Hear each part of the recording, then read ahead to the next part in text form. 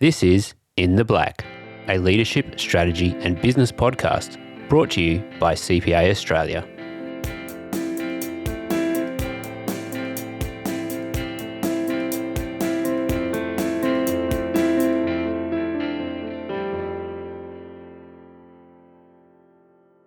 Hello and welcome to In the Black Career Hacks podcast. I'm Jessica Muddett. To help us understand how to successfully reboot a career if it starts to flag, I'm speaking to Dan Albach, an executive coach who is the founder and CEO of leading Australian corporate psychology consultancy, Associated EAP. Welcome, Dan. It's great to have you here. Hi, Jessica. Thanks very much for having me. Okay, so Dan, how do you tell if your career needs a reboot? Is it like a feeling of discontent, of knowing you could be doing more with your life, or perhaps just that you're unsuited to your current role? Yeah, look, it's a great question, Jess. I guess there's a number of different reasons why you might want to have a reboot in your career. One of the signs certainly is that there is a sense of discontent with what you're doing now. You're starting to get a feeling like somehow it's not aligned with either your values or your purpose. Or maybe it's not really expressing all of the parts of your personality that you think you want to shine in or bring to your career. So it might be that, you've got some great technical skills, but your leadership, for example, hasn't been brought to the fore and that you want to see what you can do in that space. But it can also be other things like the fact that your career started to feel a bit repetitive, that there's been no growth. So we know from the brain science that, working towards a goal is actually what gives us a real kick to the reward system, whereas just fulfilling certain tasks that are repetitive doesn't quite give us that same buzz. So we do want to be stretching ourselves normally towards the next goal. So if you're finding yourself stuck at a particular level, that's another reason to have a look at a reboot. And I guess a third reason, apart from the values and the sense of sort of repetition and lack of growth, might be that you're stuck in a role in which you've got, for example, lots of responsibility, but not a lot of agency. If you look at that in a leadership matrix, like an accountability matrix, like a RACI, you might say you've got a lot of responsibility, but no accountability or sign-off rights. And in those sorts of scenarios where you don't have a lot of liberty over the tasks you're doing, you can start to feel pretty unfulfilled. So those are some of the things I can sort of think of off the top of my head. So it seems like it's actually a positive thing. If you become aware that your career needs a reboot, that's the first step to taking action, to making yourself feel more fulfilled. And it could be, a fantastic opportunity to try something new.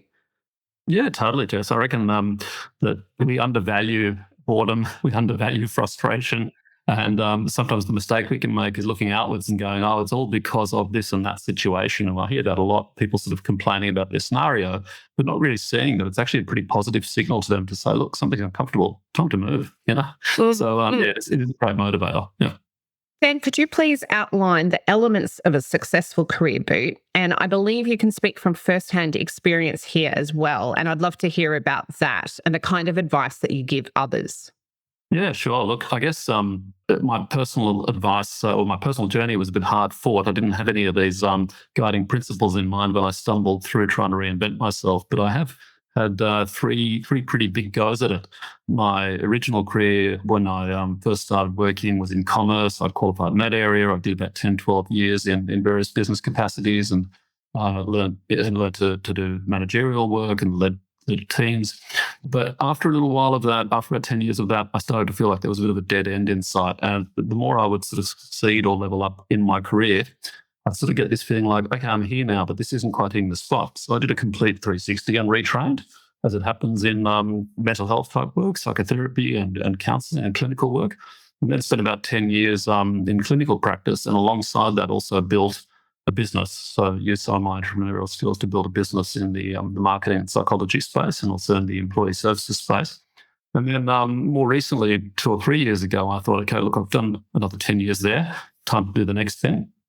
And then so finally, last couple of years or so, having done that work first in commerce and then in clinical work and in entrepreneurial activities, I thought, well, how do I combine all of this and level up my own career? And worked in the executive coaching space over the last couple of years, which has been a really good combination of some of the other skills. So when I look at what does it take to have a successful career reboot, I suppose in each of those instances, I felt like there was some part of my skill set or personality that I wanted to express.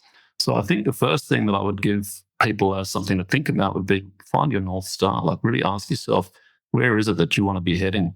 What's it about for you? And I've got to say that hasn't been easy for me. Even in this last change into executive coaching, I really had to search quite deep to go, what is this really about for me? Is it, financial? I thought, no, that's not quite it. Is it something to do with being a part of a different community? And I thought that's part of it. Is it a part of bringing my influence more out into the open and working with people in a more sort of visible way? And I sort of thought there's a lot of different things that go towards defining why it is that something's motivating for you. And it's really a good idea to just talk to a lot of people about what they do in their work, ask about what's most fulfilling for them, and then try and find your North Star before you set on a path. So that's the first element. And then the second element, I guess, to a good career reboot, if you want to look at a model, would be start to try and define what it is that you want to do in really simple terms, almost, by virtue of having an elevator pitch, so that you can communicate with people where it is that you want to be heading. And that really does a lot towards the next step, which is starting to actually mobilize the people in your network towards helping you find the next step. And also, if you're in an organizational context and you have managers or sponsors or directors or CEO or board members looking out for your trajectory, they can start to get a better sense of what you're looking to do and how to best support you. So it does go from knowing what you want to clarifying what you want to then, in a sense, doing a bit of PR so that a lot of people know how to support you along the way. I like the idea of blending different strengths that we have, but we might not be utilizing them. And I think as well, in terms of, the future of work is changing so much and soft skills are becoming more important. There would surely be opportunities to tap into different aspects of strengths or areas that could be stronger and then come out with what you did, which is essentially to kind of blend different things into something new. I think what you're saying about sort of soft skills is true. We are, the more distributed the workforce, the more agile, the more responsible we all become for our tasks and how to put them together with the team and how to align with a team that is not necessarily in proximity to us, not necessarily the old sort of management structure, but we've got to be quite nimble and we've got to learn to collaborate. I read a good line, which is something like, if you don't have those soft skills, you're going to have a very hard landing. And I think that's truer than ever. And we really need to think of them as business skills these days. And I think that's kind of exciting. I mean, there's a lot of opportunity these days to really shine by being a great collaborator, a gifted motivator, a good leader. Those skills are now needed in nearly all roles, as well as the ability to collaborate across different functions in the business. So even if you're an IT security specialist, you've got to be able to get along often with marketing, with fulfillment, with the accounting and all the different functions in order to allow your role to become most effective in a digitalized world where all functions are really working quite seamlessly in the best organizations. So yeah, we've got a lot of opportunity to reinvent ourselves and to bring personal and interpersonal skills to life in the working world now. Absolutely. Okay, Dan, what is the importance of developing and nurturing a strong professional network and how can it be done remotely? And I think it would be fair to say that even in today's world, who you know can still be very powerful for finding valuable career opportunities. Would you agree with that? Look, from my own experience recently and starting to want to let a few people know what I'm doing, it's really been the case that if I've got a warm introduction, it immediately opens the door. So I guess, being able to really build a network is critical if you're trying to create new opportunities for yourself. On the other hand, for a lot of us, we're in careers where the network is all around us. People know us, but they may not know exactly what it is that they should be doing to assist us, and they don't necessarily know where we want to head. So I think not just developing a network is essential, but also knowing how do you best tap into your network and make the most of that. And I really think that is around starting to let people know in memorable terms what your brand is almost and what you're wanting to do and where you're heading.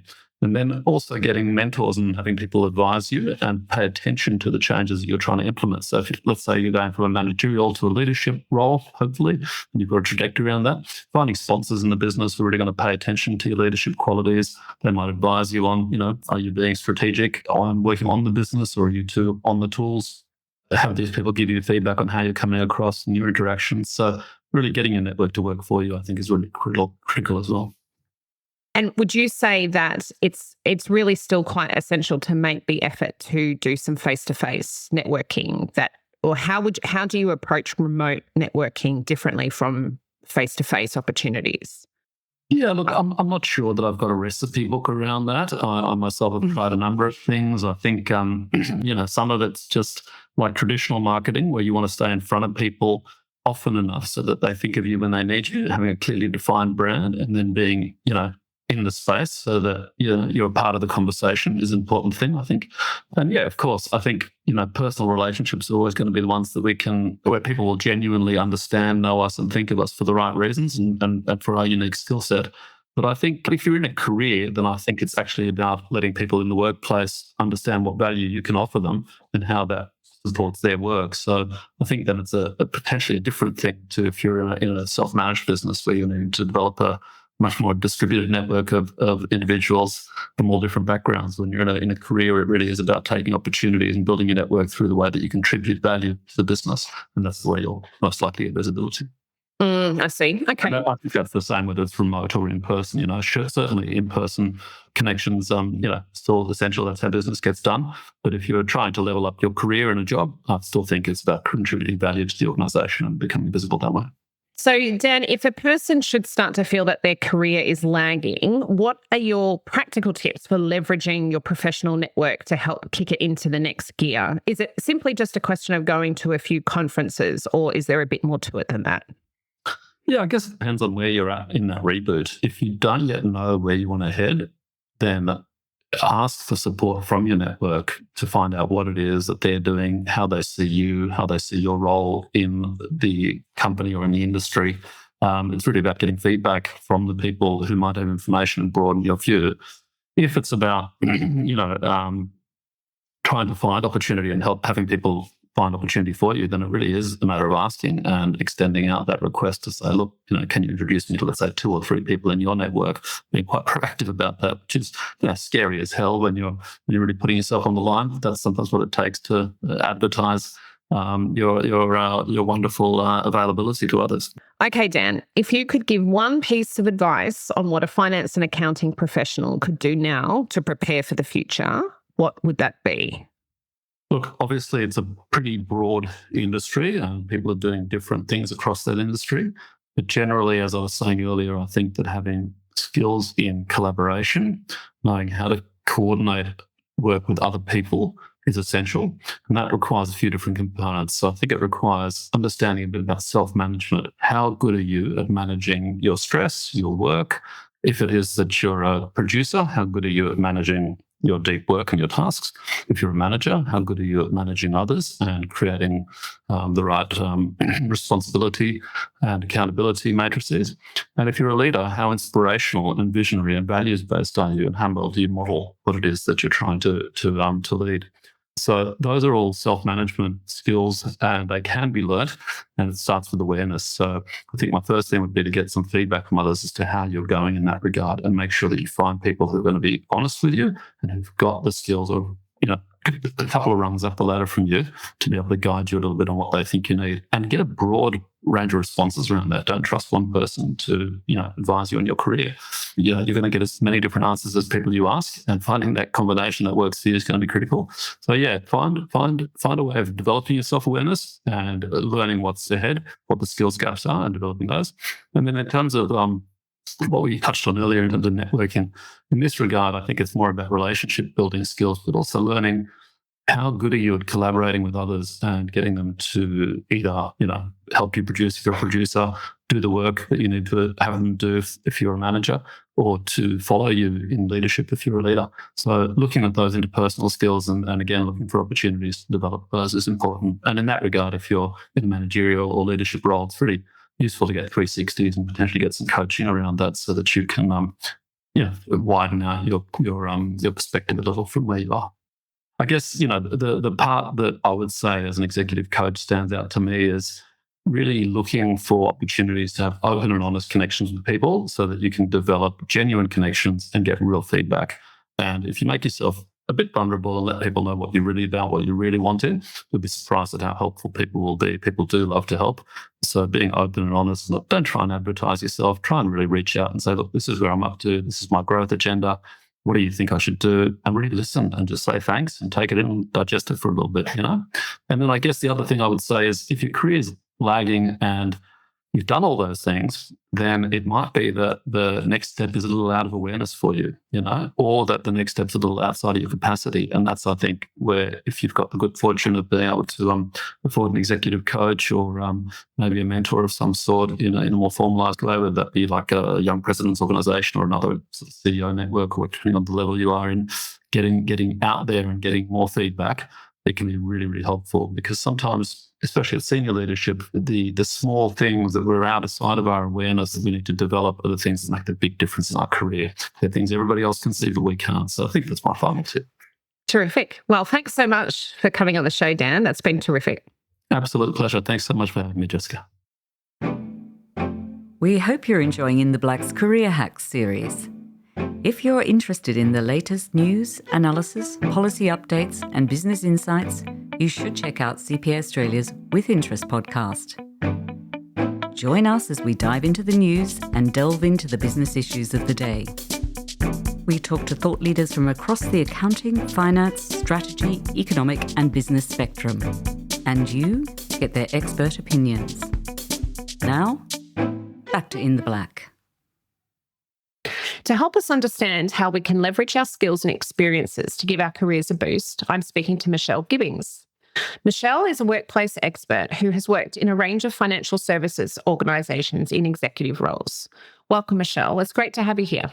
Hi, Jess. Thank you so much for having me. Oh, our pleasure.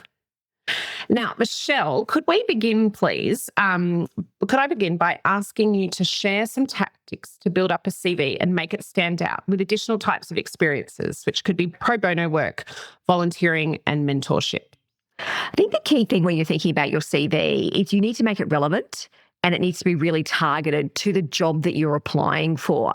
And so the extra activity that you're putting in, whether it's volunteering work, whether it's participating on a not-for-profit board, whether it's special projects that you've done in the organisation, it all needs to be relevant to what you're applying for. Because what you want to do is make sure that you're relevant, your CV is current and really hitting the mark. So look at all of those extra activities, but don't add in things that aren't relevant for what you're applying for. So really targeted, that's critical. It is, because otherwise, if you think about it, the person who's doing that first scan of your CV, they're looking at it maybe for 10, 15 seconds. You need to make sure you hit all the highlights. If your CV is too long and it's sort of full of really great things, but you can't actually get people to see what they really need to focus on, you may be skipped over. Okay, Michelle, what would your advice be on how to find the right mentor? Because I'm sure there's a lot more involved than simply finding someone you admire as a professional and then asking them to become your mentor. For one, successful people are often very busy people and may not even have the time. Would you agree? Look, I agree. And I also think it's really important to think about you can have formal mentors and informal mentors. I've had many people throughout my career who I've seen as a mentor that wouldn't know that they were my mentor. And so I think when we often think about a mentor, we think about it as someone that is this formal relationship. We've had a conversation, we've locked in some structure and some process around it. It doesn't need to be like that. So look at the people that are around you who you think you can learn from, who can help you expand how you think about things, who could open doors and create opportunities, or who could be people who could challenge you. So I would never say it's just about having one mentor. It's about having a range of mentors who are filling specific gaps in your knowledge and your learning. And it's very much about looking for alignment and looking for people who, if they're going to fill that formal relationship, are prepared to spend the time with you. Yeah, I can imagine it would be quite daunting for some people that, if they're conscientious, they want to offer a lot to the person that they're mentoring, and perhaps, feeling that they could let them down, or they may not, they may have imposter syndrome and think, what can I possibly teach you? Well, I think also with, if you look at people at a certain point in their career, they recognize that they've got to where they've got to because people have helped them and they're really keen to give back. And so it's often about approaching people at the right time. But also, if you want someone to be your mentor, be really specific around what those expectations are. Because what I've seen sometimes is that people's expectations are unrealistic about what a mentor can actually do for them. And that if someone is going to give you their time, be really appreciative appreciative of it, and also be really courteous about how you use that time. And that means turn up to those mentoring sessions. You're prepared. You know what you want to get out of it. Don't expect your mentor to drive the relationship. You need to drive the relationship. Okay, that is really good advice. And I was going to ask you actually what your tips would be for approaching the mentor with a request, because I felt that it would be a really critical aspect, because if you come to them with something vague or over demanding, as you mentioned, the request will probably just be turned down. It'll be turned down as well if they don't understand the why. And so if you're going to approach someone, be really clear about why that person and why now, what your expectations might be, and also what are you bringing to the relationship? Because when we think about a mentoring relationship, we often think about it being one way. It's not. It's two way. So what is it that you're bringing to the table in terms of dedication, focus? What is it that you're hoping to get out of the relationship? Because I think the more specific you can be and the clearer you are around why you want this, then the other person can go, yes, I've thought about this, and I'm ready to accept that, and I'm really keen to be involved because I can see how I can help you. Okay, Michelle, we all have to get out of bed in the morning, and doing so with a spring in our step rather than boredom or even a sense of dread is really important for finding happiness in life. What's your advice on finding purpose at work, and what can we do if we feel that it's lacking? Look, it's interesting with work because often when we think about those tasks that can be mundane and boring, we go, I don't want to do that. I want to focus on the stuff that's strategic, that is exciting, that's new. And I always say there's a reality to the working world. You'll have good days, you'll have bad days. There are aspects of your job that are great. There'll be aspects that are boring. That's just the reality of life. If you can connect the work that you do with the purpose and find meaning in it, the research shows you will be happier, you will be more satisfied at work, and it actually impacts your health and well-being. And there's this great work that was done by Amy Resnicki and colleagues at Yale University, and they did it with janitorial staff. Now, this is not to demean the work that janitorial staff do, but often you would think about it as the sort of job that it would be hard to find purpose and meaning. And these were janitorial staff who worked in hospitals. And she found that the janitorial staff who could connect their work with higher meaning, and by that I mean they were able to say, I'm not just cleaning floors, I'm actually helping create a safer place for the doctors to do their work. So therefore, I'm actually helping patient safety and patient recovery. They were able to find more meaning, therefore more purpose, therefore better job satisfaction, and they were happier and healthier at work. And so when you think about your job, connect that job to the purpose of the organization. It might be how you're helping clients get better outcomes. It might be how you're helping the organization get a better outcome. And it might be that you can then connect it to the purpose that you have in why you do what you do. If you can make those connections, you'll be able to continue to keep going when you have those days that are tough. Michelle, what would the signs be, do you think, that it could be time to reboot your career by moving to a different organisation rather than an internal move? Look, there's a couple of things. I think firstly, if you're in a role and you've stopped learning, so you're sitting there and you are bored, that is a sign that it's, you are ready for something else.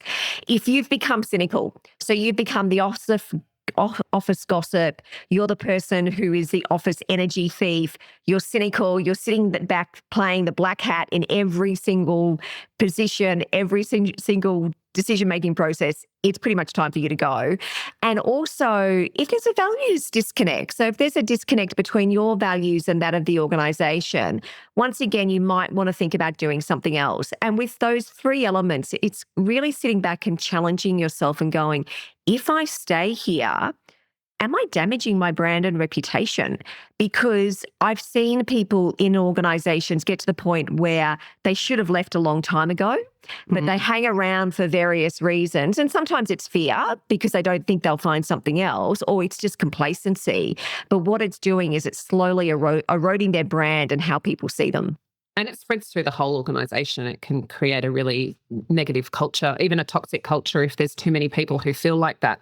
Oh, absolutely. We know that emotions are contagious. And so if you've got a team of people, we bond over adversity. So if you have a group of people who come together and all they're doing is bonding over how much they hate the organization or hate their boss, that can feel like like you're connected at the time with all these other people, but it's not a healthy place to be. No, it's not a fun place to be. And it's not fun if you're trying to enjoy your job and you're aware of that sort of situation happening. So it's time to move on. It is. Okay, Michelle, I've got a bonus question for you. If you could give one piece of advice on what a finance and accounting professional could do now to prepare for the future, what would that be? Balance the past, the present, and the future. So if you think about it, if you spend all your time worrying about what's coming next, you never actually spend time really focusing on what it is you need to do well now. If you don't look to the past, you don't learn. So that ability to look to the past, learn and reflect is really important, because you want to understand what do you need to take forward into the future. And then when you're looking into the future, you really do need to understand, how are things changing? How is my profession changing? How is my role and my industry changing? And how do I use the present to prepare myself for it? So it's that real balance, past, present, and future. That's really wise advice. I've never thought of it in those terms, but it's true. Yeah. It is. It is. And we can be more fixated on one. You have people who are stuck in the past. Yes. You have people and all they do is worry about the future. And then you have people who all they're going to do is live for the present, and they're not going to be ready for what's going to come down the pipeline. Yeah, this is why I love children, because they stay in the present always. Terrific. Well, thanks so much, Michelle. That was really fascinating, and there was a lot of really great actionable advice in that. I just want to summarize some of your key points. When we were talking about mentors, you said don't think of just having one formal mentor. You could have a range of mentors for different aspects of your professional life, and that many of those might be informal. Neither of you may realize that you've kind of slipped into this fantastic mentoring relationship, and to nurture the informal and formal opportunities by showing up, being prepared, and being really respectful of someone's time. And when you make that first approach, be very clear on why you would love to have them as a mentor. And then when we were talking about if someone's lost their sense of purpose at work, one of your great tips was to connect it with the organisation. So if you're cleaning staff at a hospital, you are ultimately, it's actually we know from the pandemic, it's an incredibly important function of, patient health and safety. And that it might be a sign actually to leave, not just to look for a different role internally, if there's a values disconnect with the organisation, and if you have turned into the office cynic. Yes. Yeah. Well summarised. Thanks. And our first guest, we had Dan Orbach, and he made some really good points as well. He explained how a feeling of discontent is often a sign that it's time for a change and not just a vacation. He also talked about why the most important first step is to be clear about what you want to achieve in terms of filling in any skills gaps, and then to think about how it will add value to the business and then communicate that. And finally, he spoke of the importance of looking outside your organisation for networking opportunities that could lead to something really interesting, whether it's a sideways move or an upwards move. So, yeah, we had a really great chat. So thank you so much for your time, Michelle. I think that will be really interesting for our audience. Lovely. Thanks so much for having me. If you've enjoyed this episode, help others discover In the Black by leaving us a review and sharing this episode with colleagues, clients, or anyone else interested in leadership, strategy, and business. To find out more about our other podcasts, check out the show notes for this episode. And we hope you can join us again next time for another episode of In the Black.